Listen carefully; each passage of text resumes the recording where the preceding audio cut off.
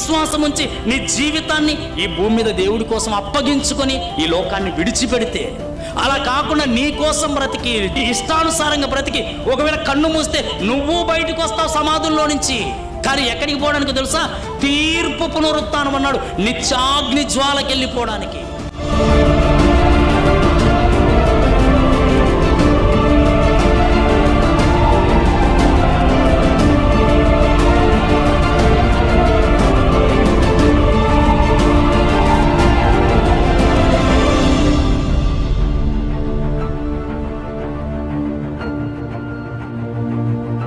దేవునితో సమాధానపరచబడ్డాం. ఒకప్పుడు శత్రువులుగా ఉంటుండగా ఎవడు దేవుడే సమాధాన పరుచుకొని పరిశుద్ధపరిచి సంఘముగా ఆయన రాజ్యములో మనల్ని అందరినీ కూర్చోబెడితే, ఇక్కడికి వచ్చినాక మనకెందుకండి విభేదాలు? ఇక్కడికి వచ్చినాక మనకెందుకండి ఒకరి మీద ఒకరికి గొడవలు?